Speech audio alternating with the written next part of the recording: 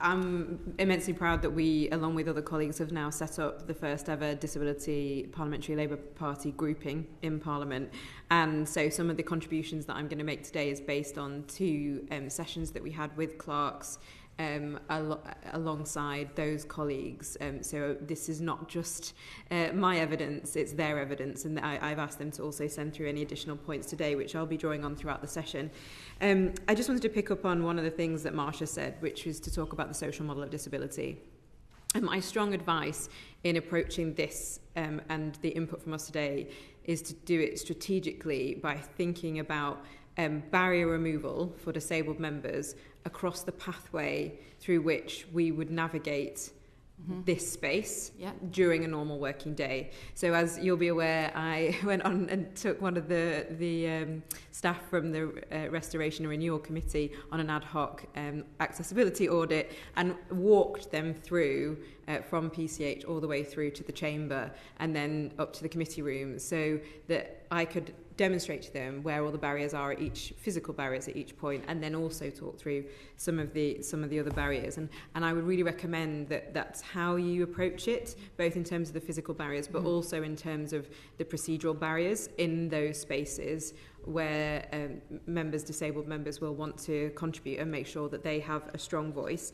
And that's really important because obviously under the Equality Act that was passed in the chamber in this house back in 2010, there is an anticipatory duty. So with the greatest respect, a lot of these things should have been done 15 years ago, and it's brilliant that it's now been caught up with, but I cannot emphasize enough that where these points are being made by us collectively today, they should have been done before. Absolutely. And so where people might be pushing back on some of these things, these are reasonable adjustments that make this house much more inclusive and ensure that we create a space where a generation of disabled people can come and follow us and make sure that we better reflect the representation of disabled people across our population, which is around 22% of the voting age population.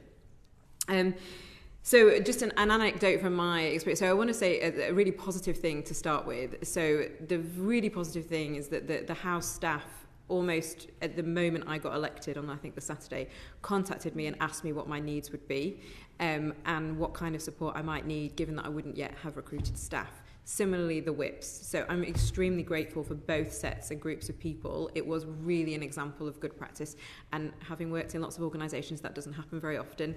And then the House staff made sure that they, one of their own staff members worked with me to have the role of sort of a PA during those first few weeks when I didn't have any staff, and that made like a huge difference in terms of my ability to feel included here and access things.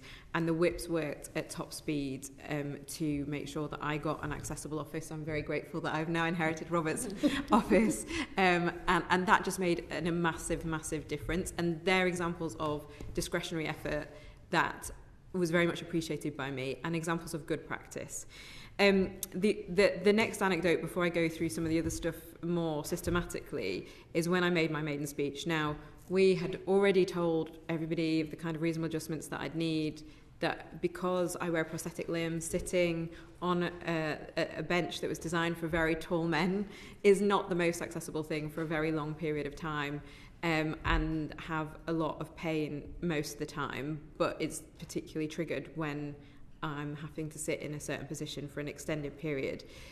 Despite having told the speaker that and various people that, I still had to wait 4 hours to be called to do my maiden speech in the debate, ironically the Employment Rights Bill debate.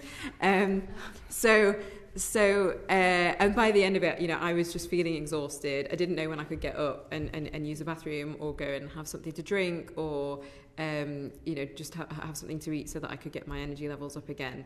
And that was like a big deal to make that speech, as it is for every new parliamentarian. Yeah. And so it was something that just kind of lost the edge because I couldn't enjoy it because I was just so tired. And there was no need for that to happen. There was about 4 other Labour MPs that were giving their maiden speeches in the same session before me. And so I could easily have been called at an earlier point in that session.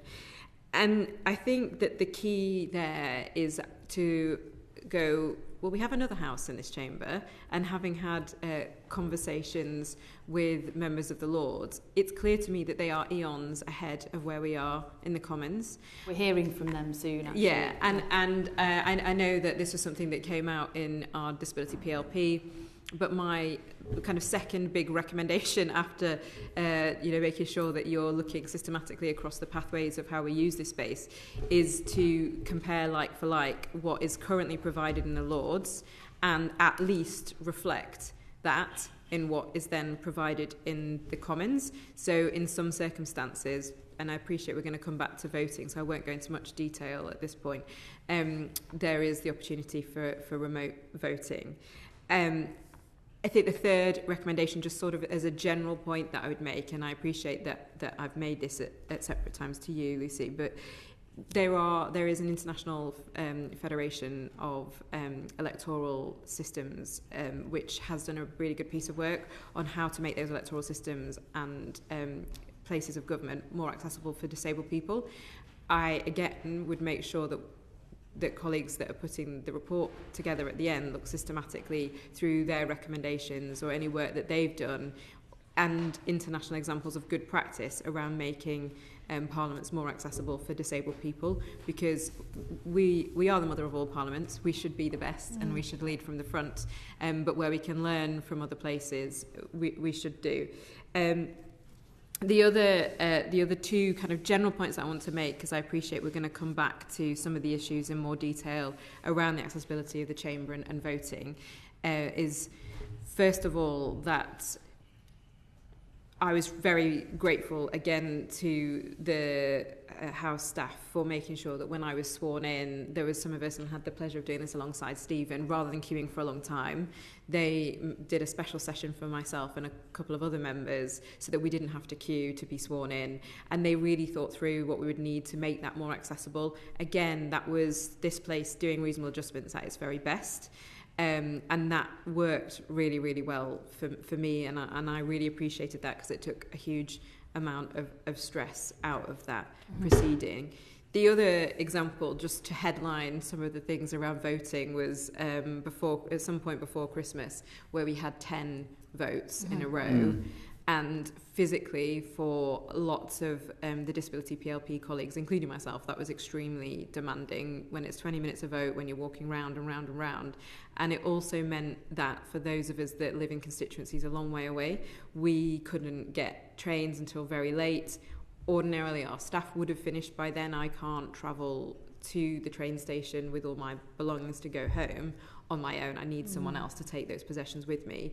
So the lateness of votes on the last main sitting day of the week has a big knock-on effect, not only to us as members, but to our staff, and in terms of safety, because that meant that you were potentially travelling quite late on a train where you're a member on your own, and that also puts us at risk. So I think that there are elements of this which is not just about reasonable adjustments, it's about looking at the staff support that disabled members need to do this job well, and also safety considerations around being a disabled member. I'm keen to come back to some of the other things in detail, but I'll leave it there because I know you want to bring other people in. Thank you, that's really enlightening. Thanks so much, Marie.